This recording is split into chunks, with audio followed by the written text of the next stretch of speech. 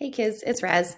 All right. So today we're going to start our introduction to air pollution and start looking just in generally like what is air pollution, what is it made of, and what's the difference between primary and secondary air pollution.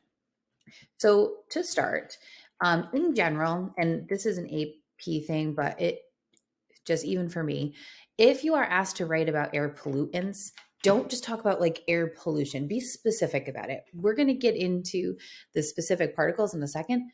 You should be mentioning those in your responses. So from here on out, just saying, oh, air pollution is no longer acceptable.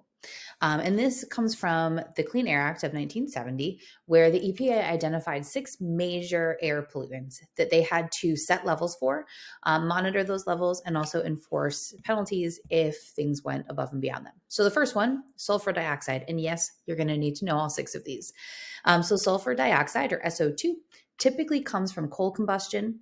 It's a respiratory irritant, so it'll bother lungs, especially people with asthma or other compromised respiratory systems. Smog and acid precipitation can also form from sulfur dioxide. We also have in general nitrogen oxides. So these can be either in the form of nitrous oxide or nitrogen dioxide. And this, again, comes from fossil fuel combustion typically. Now, side effects of this is secondary kind of to it. It can form ozone, which we're going to find out is really good when it's up in our atmosphere, like where it's supposed to be. But when it's down here where we are, it's not a good thing. So it's good up high, bad down low. It also can contribute to photochemical smog and acid precipitation as well.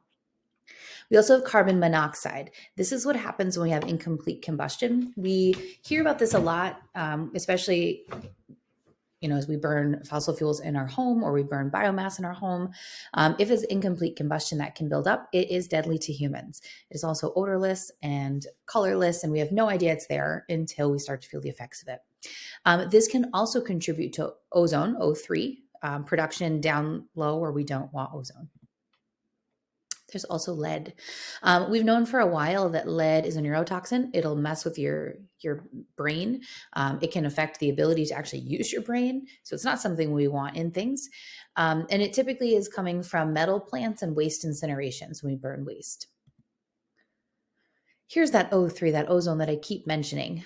And again, I'm highlighting that this is tropospheric ozone. So ozone that's in the layer of the atmosphere that we are currently in.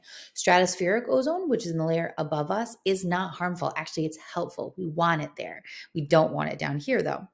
And this is often coming from sunlight interacting with nitrous dioxide from above, leading to that ozone formation.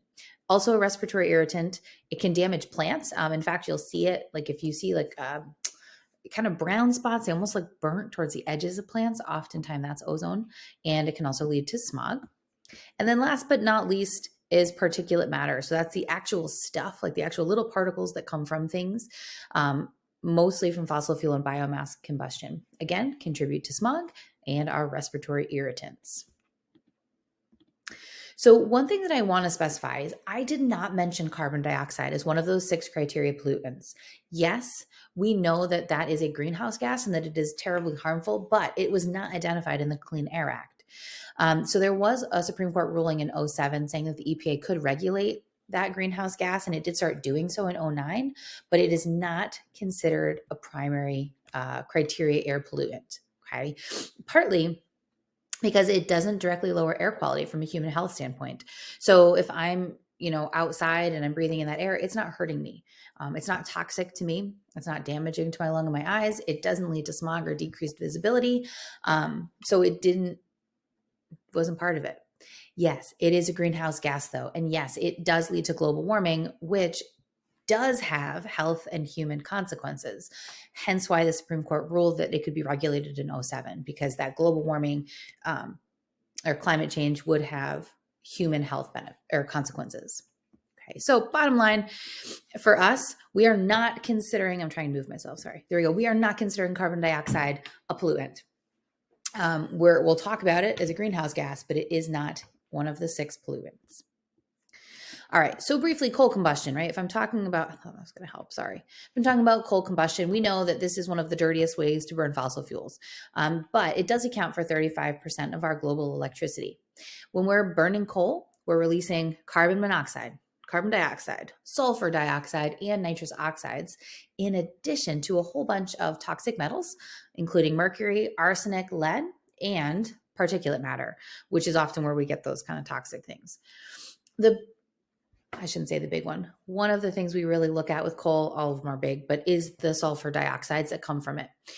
Sulfur dioxide inflames the bronchioles of your lungs, so the pipes that lead into your lungs. So if you have asthma, it's going to make it worse. It can lead to breathing issues like bronchitis. Sulfur aerosols also block incoming sunlight, so they'll reduce visibility. They also will reduce photosynthesis because they are blocking that incoming sunlight. It also forms what we call gray smog. So it's a sulfurous type of smog. We're going to talk about the differences next, but just know that for now. And it combines with water and oxygen in the atmosphere to form sulfuric acid, which leads to acid precipitation. Although acid precipitation, side note, is one of the biggest success stories, maybe second only to the hole in the ozone layer as a success story for environmental scientists. Acid precipitation was something that we knew was going to be a really big problem back in the early 90s.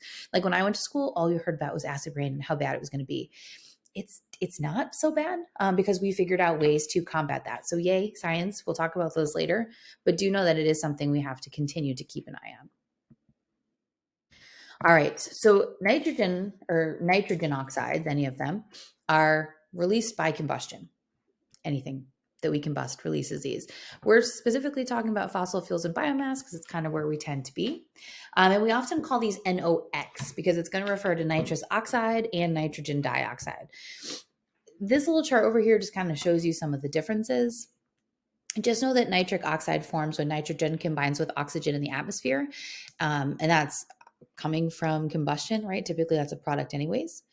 And NO, nitric oxide, can become NO2 when it reacts with ozone or oxygen. And sunlight will convert NO2 back into NO and kind of back and forth. That's going to come into play when we really start looking at secondary pollutants. Everything we're talking about right now is primary pollutants. And not too much different.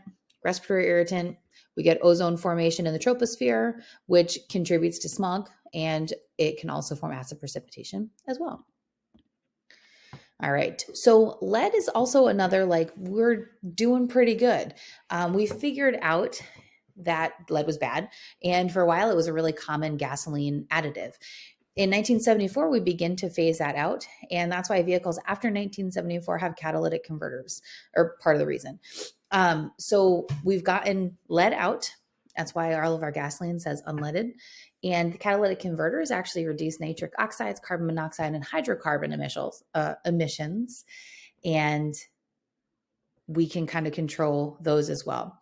Now, part of the lead piece that kind of works out well is lead will actually damage catalytic converters. So it works out that we have these awesome things that kind of scrub some of the stuff that's coming out of our cars, and we don't have lead in our gasoline that's damaging them.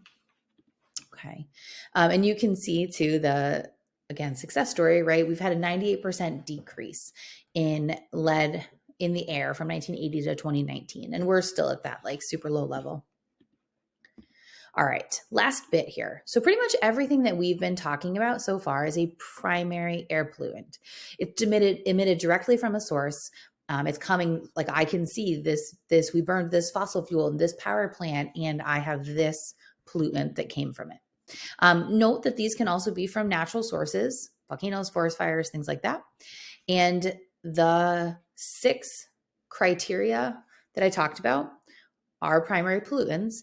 And we also add into that list VOCs, which stands for volatile organic compounds. Those are the things like that smell. Like if you paint your house, the paint smell, those are VOCs. Now, secondary pollutants happen when primary pollutants get transformed by sunlight, water, or oxygen in our environment.